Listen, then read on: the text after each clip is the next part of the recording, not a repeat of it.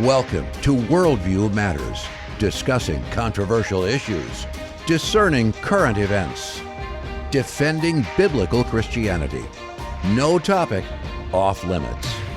And now, here's your host, David Fiorazzo. Welcome to another show, guys. We've got another big topic today. We're going to talk about medical tyranny, executive orders, and the C word. You know what that is, and maybe even the jab. But I really want to emphasize that the purpose that we do these shows for is so you can be equipped, so you can understand what's going on, not only in our culture, but in the medical communities. And that's what we've got to, unfortunately, be more aware of, and about advocacy, having an advocate when someone goes into the hospital. We'll talk about these today with our guest, Scott Schara. The website is ouramazinggrace.net.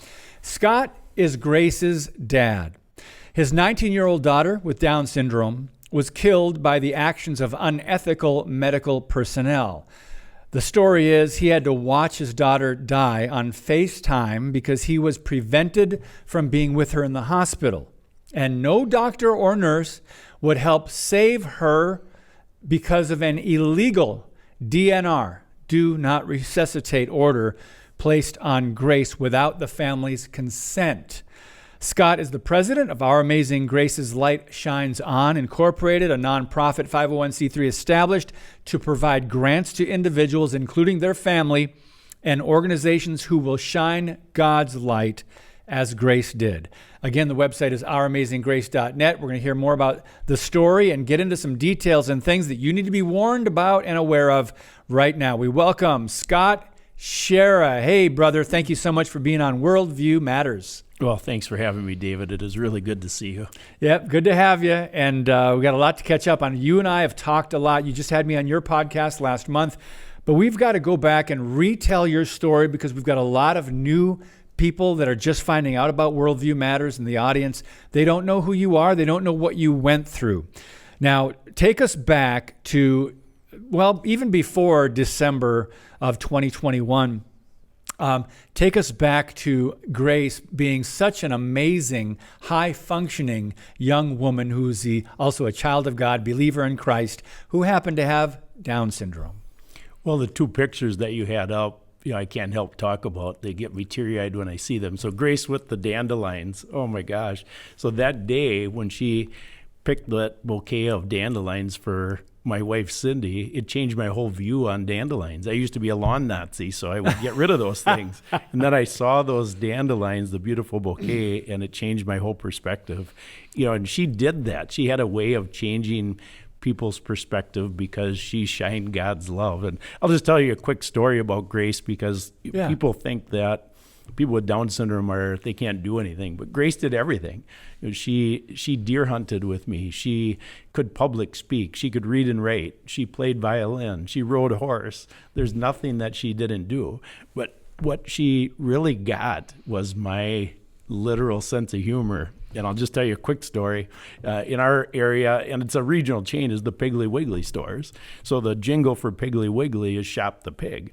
So Grace, taking things literally, like I taught her with the humor side of it, we're in the truck one day listening to the radio, and she hears the jingle, and she said, "Dad, that doesn't make any sense. You can't shop a pig. First you shoot the pig, then you eat the pig, but you don't shop a pig." So I mean, she was a laugh a minute, David. Oh my goodness. She was an absolute joy. Well, seeing some of the videos of her, Lord, and just this one precious life that ended far too early, and we're going to find out how it happened and what you're doing about it. There's a lawsuit that we're going to get to that Scott filed against not Goliath, but against actually some doctors and some nurses who were directly involved in Grace's care. But before we get there, Scott, there were three things that they gave her. You know what? That's in the last day of her life, the last hours. Before we get there, I do want to mention a headline that I just saw. Not surprised because they're going to promote COVID season and vaccine season and flu season and whatever else. The FDA okays new coronavirus vaccine as respiratory illness season. nears. So, Scott, we were talking before we got on the show here. This is year-round. They're not going to relent on this agenda. They've got to always keep it out there in the public, because you know how did they get so much success last time and gain so much power? Fear, fear, fear. Talk to us a little bit about that. Well, just comment first about the approval of a new, quote, vaccine, end quote, because the Brooke Jackson case really exposed this whole shenanigans. Brooke Jackson filed a False Claims Act case. A False Claims Act is when you think somebody's defrauding the government. She worked for Pfizer. She realized they didn't do any testing. Pfizer's came back with a contract that they had with the Department of Defense that showed they didn't have to do any testing because this thing was never a vaccine. And we've created a vaccine culture in this society, the government has, where we have made the white coats and their implementation of vaccines an idol. So we have found out through lots of research that has now been exposed that there's never been a vaccine that's ever been tested. So this is foolishness beyond foolishness. But the FDA's authorization is much wider than vaccines. As you and I were talking off air, I was explaining that the emergency use authorizations under COVID are still in play. So even though the government said COVID is over on April 10th, the main killers in hospitals were remdesivir and ventilators. Both of those emergency use authorization protocols are still in place. My son-in-law's mother went into the hospital in Tennessee 2 months ago, and she went in because she was dehydrated. Within a extremely short period of time, they wanted to put her on a ventilator. Thankfully, my son-in-law has woken up, and he got the family involved to stop the hospital from doing that. Otherwise, his mom would not be here today. Wow. So you filed a lawsuit because you believe that the hospital personnel had a part in murdering your daughter, Grace, who was 19 years old. They gave her 3 things that should never be given together: lorazepam, morphine, and what was the third one? Precedex. Let's talk about that. And we put up this chart here. So go through this last day, really Grace's last day, and what happened. I know you can kind of condense it for us. Yeah, so Grace's last day on Earth was October 13th of 21. She was checked into the hospital a week beforehand. We checked her in because we were under the impression that if your oxygen saturation drops below 94%, you should admit yourself to the hospital. Grace just had a cold, but her oxygen saturation, which we were monitoring because of COVID, had dropped to 88%. So we dutifully checked her into the hospital, and 7 days later, she was dead. If we would have never checked her into the hospital, she would be alive today with 100% certainty. I say that with confidence, David, because I went into a different hospital 3 days after Grace died. That hospital did a 180 compared to how they treated Grace, and they turned me around in 24 hours. And I was significantly worse than Grace. But when you zero in on Grace's last day, at this point, they had already had her on Precedex for 4 full days. Precedex, according to the package insert, if you use it for more than 24 hours, causes acute respiratory failure, which is the first cause of death listed on Grace's death certificate. So the doctors and nurses directly caused the first cause of death by using a sedation med for more than 24 hours. Wow. Now she's on it for 4 full days on her last day. The doctor called Cindy, my wife, and I early on the morning of the 13th, about 10 o'clock in the morning, and was trying to convince us to pre-approve a ventilator just in case. And we had already studied ventilators. We knew we weren't going to approve a ventilator, so we said no for the 5th time. Jeez. This was the 5th time they attempted to convince us that a ventilator should be approved just in case. So as soon as we said no, he immediately switched gears and said, well, Grace had such a good day yesterday, we should work on nutrition, which is a whole nother story as to why she was malnourished at this point.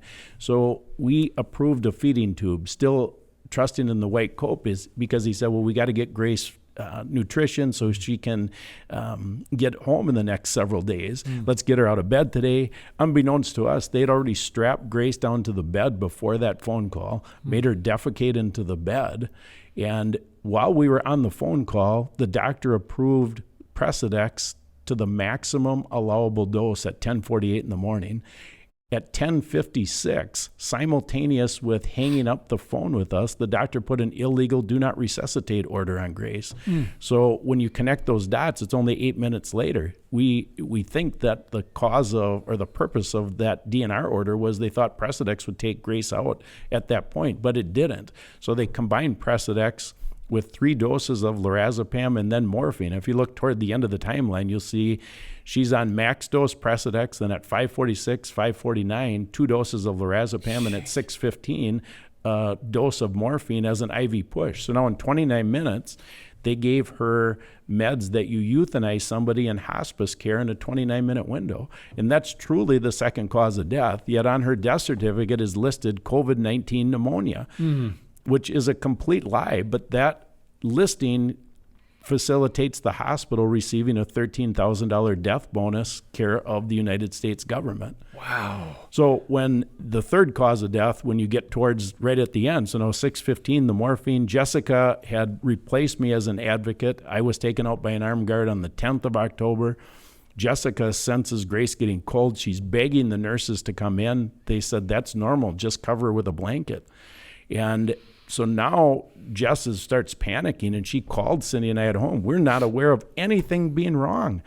And when she got us on the phone, she said, it was on a FaceTime call, she said, Dad, Grace's numbers are dropping like crazy. So we hollered, get the nurses in. And she said, I've already been trying. So we all started screaming, save our daughter. And the nurses stood in the hallway and hollered back, she's DNR. And we hollered back, she's not DNR, save our daughter. But they refused, and we watched her die with no medical professional coming in that room to save her at 7:27 p.m., October 13th of 2021. Wow, there's so much more we've got to unpack here, Scott. Schara, ouramazinggrace.net, if you want to get the full story and all the ammo you could ever need when it comes to what the hospitals are doing. And there's a greater agenda even behind this. But when we come back from our break, Scott, we're going to talk about the palliative care when it comes to patients with Down syndrome. And there's some disturbing things that are written saying that, people with Down syndrome take such a toll on their families. And I want you to comment on that. Plus, there's an interesting section in Obamacare that you and I have talked about previously, but I want to make sure this audience is familiar with Section 1553. More with Scott Schara in just a minute. Today's show is brought to you by Harbinger's Daily, world news biblically understood. Stay informed at harbingersdaily.com.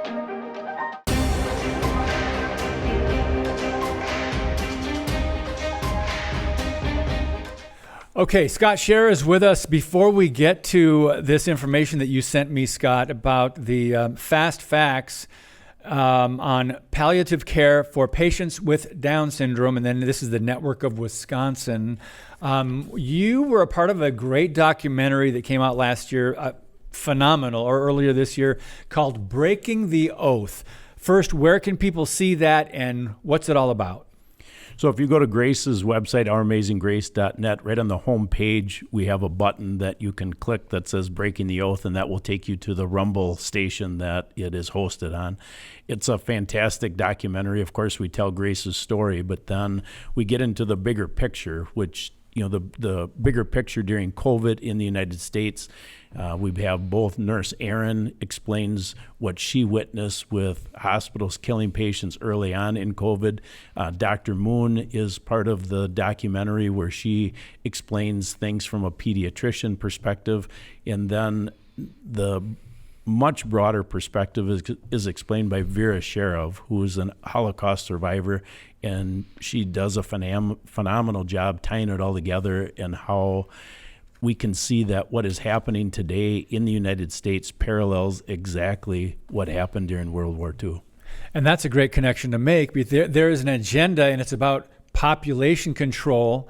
It's about keeping the population numbers down. And if people are alive, well, we've got to limit how many people are on this planet, right? That's the overall agenda. When you put Mother Earth in charge instead of God the Father and the truth, we then try to say, all right, human beings are the problem for everything that's going on. So the Bill Gates of the world and others are behind some of these schemes.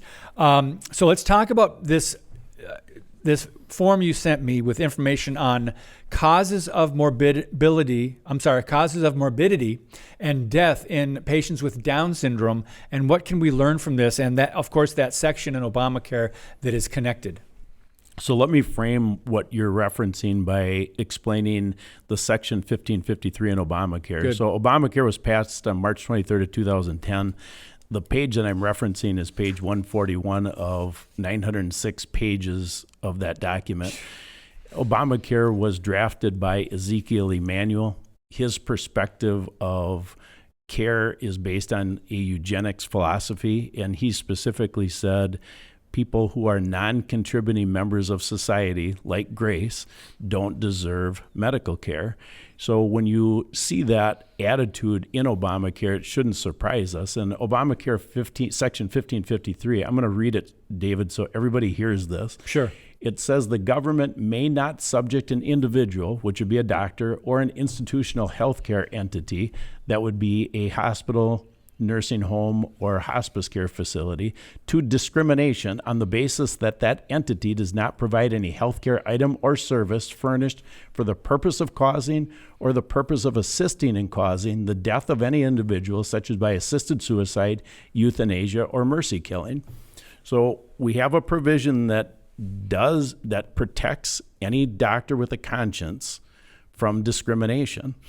All right. So that tells you, by definition, why would we need a provision to protect the doctor from discrimination if we're not going to do that? So of course they're doing it. So now you think, well, you can't make a doctor kill somebody, and they train them to do it. And this is the document that you referenced. So of course I've drilled Down syndrome more than anything because that's what Grace had.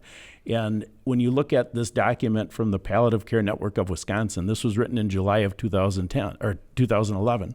This is a training document to implement the provision of Obamacare in the Down syndrome community. It's titled Palliative Care for Patients with Down Syndrome, and there's 3 sections of that document, basically an introduction, a body, a conclusion. The introduction is they lay out all the problems that Down syndrome people have. If you read that, you'd think, well, these people are nothing but problems. So they lay out things like behavioral issues, congenital hip dislocation, respiratory infections, blah, blah, blah, blah, blah. 50 plus items, all these just problems. Grace was the best thing that God ever gave us, second to salvation. There were these problems, they're non-existent because she made life worth living. She was so much fun. But they set this up because then they want to have that attitude inside the doctors they're training, so the doctor can look like he's the savior on the white horse coming to save this family from this terrible disaster of a Down syndrome person. So then the body of the document says the lifelong toll on families is high. Part of a robust plan of care includes acknowledgement of this toll by healthcare workers. So they laid out all the problems. Look at healthcare workers. These families want to get rid of the Down syndrome person, and it's your job to help them out. Jeez. So then the killing statement is last, the close. Whenever possible, decision makers for people with Down syndrome, that would be the doctors, should be encouraged to use substituted judgment to make key palliative care decisions. All efforts should be made to determine the preferences of the patient. However, because of lifelong cognitive impairment, the views of the person with Down syndrome may not be known. So wrap your head around that and realize that this extends to all the segments of the population that they don't want. The elderly, the people with dementia, et cetera. I mean, fill in the blank. So we get to use substituted judgment for anybody we don't want. I mean, I know what Grace's will was without talking with her. She wants to live. She's no different than you and I. We want to live. And that's God's design for us. We're supposed to want to live. But that's not the will of those that want ultimate power and control, and to control the population, to limit not only who's going to be born through abortion, but also euthanasia is a growing movement. And how they've been using the medical community to do evil is awful. But let's just get a quick update, Scott, on your court case, because you filed a lawsuit.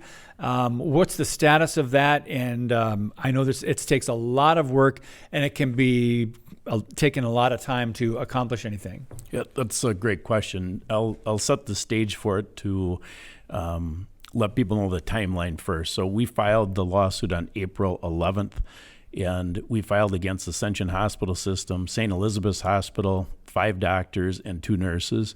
So that is really extraordinary in that you generally are not filing against the medical staff. And the reason the attorneys encourage you to not file against the medical staff is because it's costly, because now we have multiple sets of attorneys for the defense. But we thought it was so important to do that because these people were directly responsible for Grace's death. And we want the entire country to know that a doctor and a nurse cannot be let off the hook for following protocols. So they can use their excuse, we are following standards of care or NIH protocols. You can't use that excuse. You are responsible for taking care of your patient. And that's why we filed the lawsuit. We think that the lawsuit will facilitate shining light on this evil that we have exposed. All right, so now the lawsuit's filed on April 11th. The doctors, the nurses, and the hospital all had to respond by May 15th. They did. One of the doctors' attorneys filed a motion to dismiss, which the judge heard on July 14th.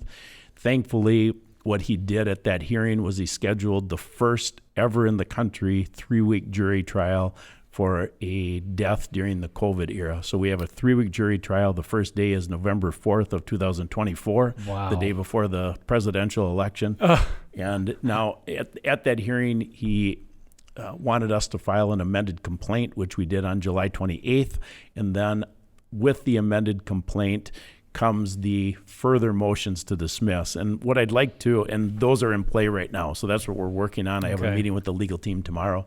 And I want to comment about a couple of things in the filing for the motion to dismiss, if I can.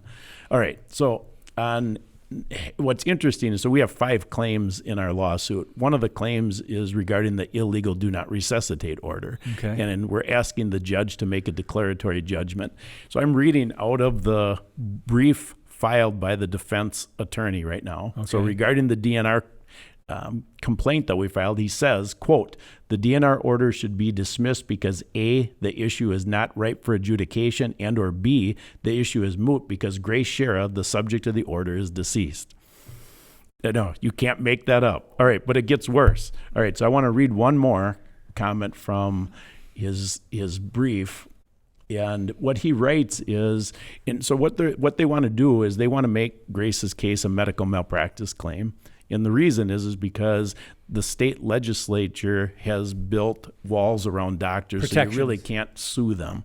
And so if they can combine everything in medical malpractice, it works well for the doctors.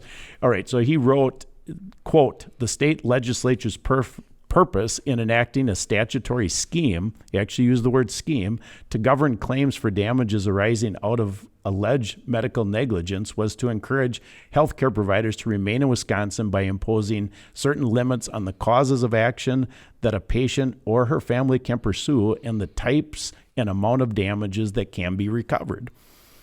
Again, you can't make this up. All right, so think this through. I own a small business. If I screw up, I've got to make it right with the person that I hurt. That's God's law, right? The law of choice and consequence. So here they're taking away the consequence to the doctor by state statute. And he's saying that was the purpose of the scheme. Wow. We're just finding out more and more about this. We've heard about doctors being protected and malpractice insurance and everything. I think your angle, the approach that you're using, is a really going to be more effective, and I think that's why your attorneys encourage you to take this route. We've just got 3 or 4 minutes left, Scott. Is it too much to just mention what you've been working on in the medical murder chart that you sent my way? It's just fascinating. There's so much. We could talk a couple hours about this, but can you give us an overview of what you've been working on? There it is right there. I can. So my latest research is to unleash the fact that medical murder is the number 1 cause of death in the United States. It has long been medical malpractice is number 3. heart disease is number one at 700,000 deaths a year. Cancer is number two at 600,000, and medical malpractice is number three at 400,000. Wow. But as I've been researching, I realized that it's really not medical malpractice, it's medical murder, because hastening death is murder. And it's way bigger than cancer and heart disease combined. So I put this flow chart together as an introduction, and I want to show you, the old way that we are used to thinking about things. We have a nurse is our advocate, but we knew that, a hospital is not a place to get well. We kind of have an intuitive knowledge of this, but we never thought that they were designed to really kill us. Well, now COVID exposed that.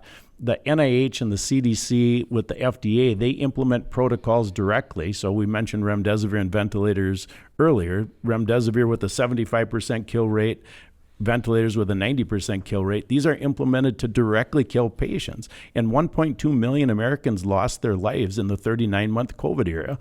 And that's a larger number than any other country on the planet by far.